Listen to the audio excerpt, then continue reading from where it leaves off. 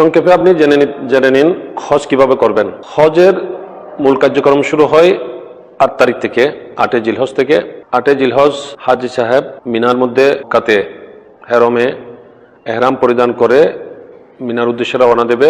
মিনাতে জোহর, আসর, মাগরিব, এশা, তারপর দিন ফজর পর্যন্ত আদায় করাটাই হচ্ছে সুন্নত নিয়ম। ফজরের পর 9 তারিখ ফজর পর্যন্ত অবস্থান করে ওখান মিনার থেকে 9 তারিখ সকালে আরাফার উদ্দেশ্যে রওনা দেবে। আরাফাতে গিয়ে সেখানে অবস্থান করবে। বিশেষ করে সূর্য পশ্চিম দিকে ডলে পড়ার পর থেকেই আরাফার উকুপ আরম্ভ হয়, যেটা হজের গুরুত্বপূর্ণ ইবাদত, ফরজ ইবাদত। হাদিসে পাকে আছে আল হজ্জু আল আরাফা, মূল হজ আরাফায় অবস্থান করা, এটাই। তো এটাকে গুরুত্ব সহকারে অবস্থান করবেন। সেখানে জোহরের নামাজ আদায় করে আপনি ইবাদত বন্দেগীতে রত হয়ে যাবেন। আল্লাহর দরবারে জীবনের গুনাহ ক্ষমা চেয়ে কান্নাকাটি করবেন, ফরিয়াদ করবেন। নিজের ভাই বন্ধু, পরিবার পরিজন, দেশবাসী সবার জন্য দোয়া করবেন এবং এই খেয়াল ধ্যানে থাকবেন যে আমি এখানে গুনাহগার আসি, এখান থেকে গুনাহ মাপ নিয়ে যাব।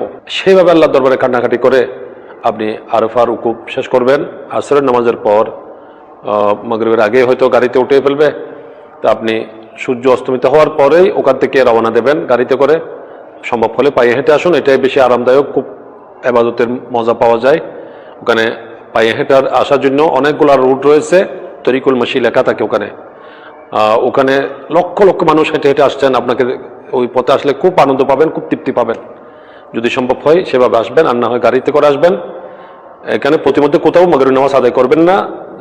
যে টাইমে আপনি মুজদালিফায় পৌঁছবেন, মুজদালিফার উদ্দেশ্যে রওনা দিয়ে মুজদালিফায় আসবেন, এটা রাত 11টা, 12টা, 1টা, 2টা যাই হোক, সেই টাইমে এসে এখানে মাগরিব এবং এশা এক আজান, 2 একামতের মাধ্যমে মাগরিব এশা নামাজ আদায় করে আপনি সম্ভব হলে কিছু খেয়ে ওখানে আরাম করবেন, ঘুমাবেন মুজদালিফার মধ্যে। যেখানে জায়গা মিলে সেখানেই যেভাবে সম্ভব হয় সেভাবে শুয়ে পড়বেন। এখানে কোনো তাবু বা কার্পেট কিছুই থাকবে না। তো ওখানে ফজরের আগ পর্যন্ত ঘুমিয়ে বা উঠে সম্ভব হলে তাহাজ্জুদ আদায় করবেন। তাহাজ্জুদের পর ফজর নামাজ পড়বেন।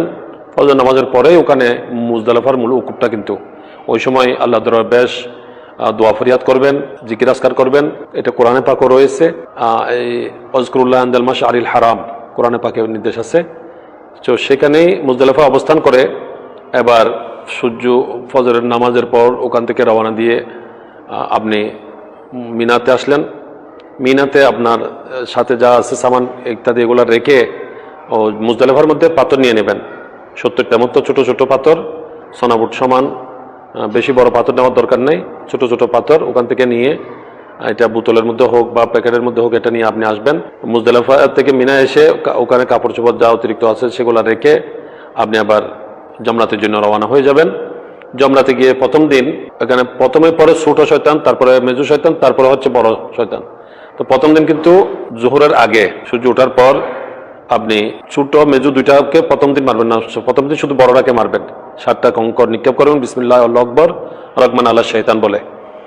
এই 7টা পাথর নিক্ষেপ করে আপনি যদি সম্ভব হয়, এবং এটাই উত্তম, সেই দিন আপনি সোজা পায়ে হেঁটে ইচ্ছা করলে আপনি মক্কা শরীফে চলে আসতে পারেন। ওখানে সুড়ঙ্গ দিয়ে আসা যায়। এসে আপনি কোরবানির ব্যবস্থা করবেন। কোরবানি হয়ে গেলে আপনি মাথা মুন্ডিয়ে হালাল হয়ে গেলেন। হালাল হয়ে ওই দিন আপনি তওয়াফে জিয়ারতটা করে নিতে পারেন। তওয়াফে জিয়ারতটা করে আপনি আবারও মিনায় চলে আসলেন। আর যদি সেদিন সম্ভব না হয়, আপনি জমরা শেষ করেই মিনাতে চলে আসলেন এবং কোরবানি নিজে গিয়ে করতে পারলে করলেন, বা কাউকে দায়িত্ব দিয়ে করলে করলেন। কোরবানি শেষ হলেই আপনি মাথা মুন্ডাবেন। মাথা মুন্ডিয়ে আপনি হালাল হয়ে যাবেন। যদি সেই দিন সম্ভব হয় 10 তারিখ, সেই দিন না হয় 11 তারিখ।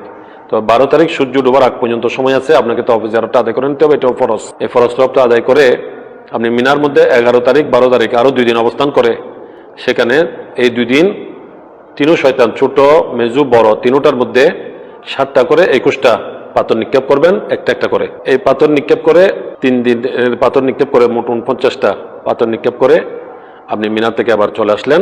মিনার থেকে চলে আসার পর আপনি এখন মোটামুটি আপনার হজের কার্যক্রম শেষ। যা কদিন এবার মক্কা শরীফে অবস্থান করবেন। আসার আগে মক্কা শরীফ থেকে মদিনা শরীফ যাওয়ার জন্য বা দেশে আসার আগে, যদি মদিনা শরীফ আগে হয়ে থাকে তাহলে দেশে আসার আগেই আপনি আরেকটা ওয়াজিব রয়ে গেছে, সেটা হলো বিদায় তওয়াফ। বিদায় তওয়াফটা করে নেবেন, আপনার হজ হয়ে গেল। হ্যাঁ, তওয়াফে জিয়ারত যেটা ফরজ তওয়াফ 10 তারিখ অথবা 11 বা 12 তারিখে সূর্য ডোবার আগে করবেন। সেটার সাথে কিন্তু সাই যদি আগে করা না হয়ে থাকে, সাইটাও করতে হবে। সফা মারওয়া সাই এটা আপনাকে করতে হবে। এটা হচ্ছে হজ। এখানে দোয়া কালাম যেগুলো বই পুস্তকে আছে সেগুলো যতদূর সম্ভব পড়বেন, আর এগুলো পড়তে না পারলে আপনি বেশি বেশি করে দরুদে পাক পড়বেন, তসবিহ তাহলিল জিকির আজকার করবেন, তসবিহ তাহলিল পড়বেন, আল্লাহ তাআলা দোয়া ফরিয়াদ করবেন, যেভাবে সম্ভব সেভাবে করবেন। আল্লাহ পাক সেভাবে সঠিকভাবে হজ করার তৌফিক দান করুক, আমিন।